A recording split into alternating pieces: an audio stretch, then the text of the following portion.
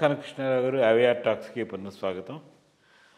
Most relevant and ఇదివరకు నుంచి మీరు చెప్తూనే ఉన్నారు రైట్ ఫ్రమ్ ది బిగినింగ్ అవిఆర్ టాక్స్లో ఈ డెట్ బర్డెన్ అనేది చాలా విపరీతంగా ఉన్నాయి ఆంధ్రప్రదేశ్ తెలంగాణ రాష్ట్రాల్లో కూడాను. మరి ఈ రైజింగ్ డెట్ అనేది ఒక పెద్ద ఇష్యూ అయిపోతుంది ఇప్పుడు.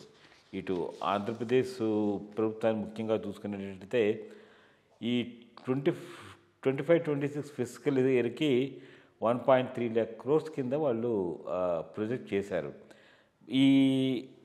కానీ ఈ డెట్ దేనికని చేస్తున్నారు? ఇదివరకు ఆల్రెడీ చేసినటువంటి అప్పులు తీర్చడానికి, దాని మీద వడ్డీ పే చేయడానికి 75% ఆఫ్ ది అమౌంట్ దానికి వెళ్ళిపోతుంది.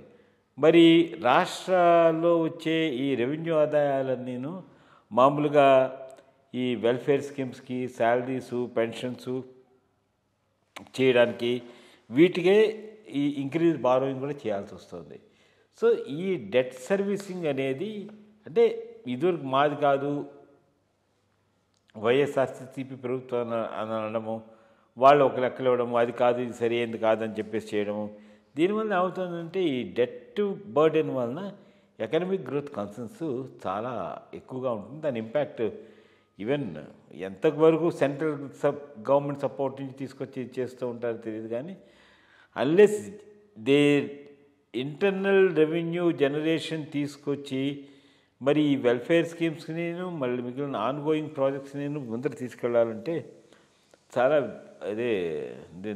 ఇప్పుడు వెరీ ఛాలెంజింగ్ టాస్క్. సో దానికి ఈ ఆఫ్ బడ్జెట్ బారోయింగ్స్ కూడాను సెంట్రల్ గవర్నమెంట్ నుంచి దీని నుంచి తీసుకుంటారు. సో అందువలన ఈ హయ్యర్ డెట్ బర్డెన్ని తగ్గించడానికి ఏం చర్యలు తీసుకుంటే బాగుంటుంది? దీని మీద కొంచెం ఒక ఇన్పుట్ ఇవ్వండి. అంటే బేసిక్గా ఇప్పుడు ఇది ఇష్యూ ఎందుకు వస్తున్నదంటే, మొన్న పయ్యావుల కేశవర్ గారు ఆంధ్రప్రదేశ్ అసెంబ్లీలో మొత్తం ఉన్న డెట్ 3,80,000 కోట్లను ఏదో చెప్పాడు. చెప్పి జగన్ టైంలో చేసిన అప్పులను కూడా ఆయన పేర్కొంటుంది జరిగింది. సో దీని మీద వైఎస్ఆర్సీపీ వాళ్ళు చూడు ఎంత అబద్ధాలు ప్రచారం చేశారో. అప్పుడు 10 లక్షల కోట్లు అన్నారు, అనవసరంగా మమ్మల్ని బద్నాం చేశారు. ఇప్పుడేమో 3,80,000 కోట్లే ఉందని తెలుస్తున్నారు. దానివల్లనే మాకు నష్టం జరిగింది ఇది అదే అని వాళ్ళు కామెంట్ చేస్తున్నారు. సిగ్గా చూస్తే 10 లక్షల కోట్లు అనేది కరెక్ట్ కాదు, దాంట్లో ఏమీ డౌట్ లేదు. బట్ జగన్ గారి టైంలో అప్పులు చాలా పెరిగాయి అనేది వాస్తవం. చాలా పెరిగాయి. చంద్రబాబు టైంలో చేయలేదని కాదు, మొదలెట్టిందే 2014-19 రెండవ టర్మ్ చంద్రబాబు నాయుడు గారు ఆంధ్రప్రదేశ్ రాష్ట్రానికి తీసుకున్నప్పుడే ఫిస్కల్ డిసిప్లిన్ తప్పింది. అప్పుడు చాలా అప్పులు చేశారు.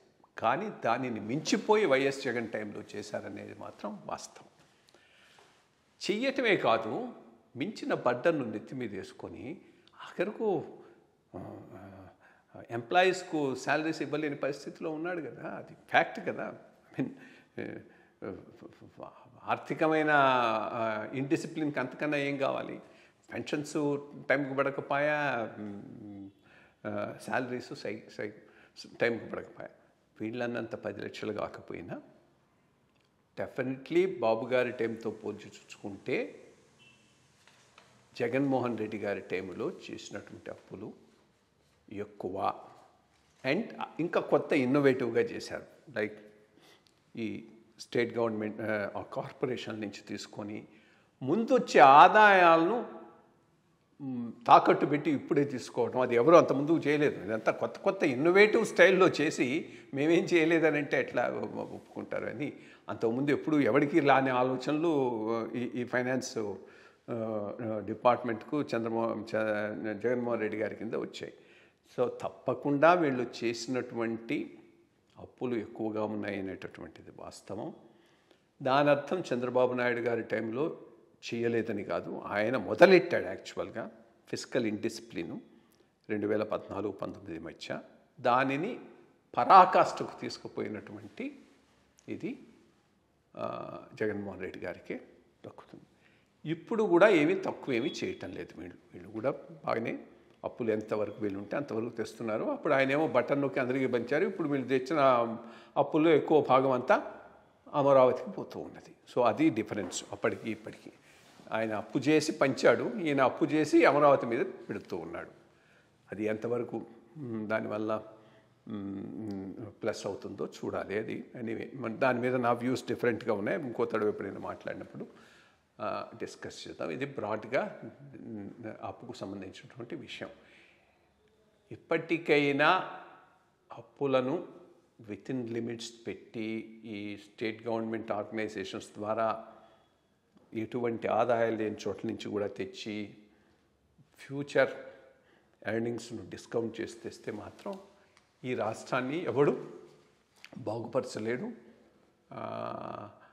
చాలా అర్థాన్నమైపోతుంది. ఇప్పటికీ అర్థాన్నమైపోయింది. అట్లీస్ట్ తెలంగాణకు కొంత గ్రోత్ సెంటర్ ఉంది, హైదరాబాదు కొంత వీళ్ళ ముందు. అక్కడ అంత మాత్రం సెంటర్ ఏది కూడా లేనప్పుడు మరి చాలా కేర్ఫుల్గా ఉండాల్సిన అవసరం అయితే ఉంది. ఆ కేర్ఫుల్నెస్ ఇద్దరిలోనూ ఒప్పించడం లేదు. మరి చూడాలి ఈ విధంగా బర్త్డేని ఎప్పటికీ తగ్గించగలరు, దీంట్లో యథార్థ పరిస్థితిని ఏ విధంగా ప్రజలకు తెలియజేయగలరనే దాని మీద మనం వేచి చూద్దాం.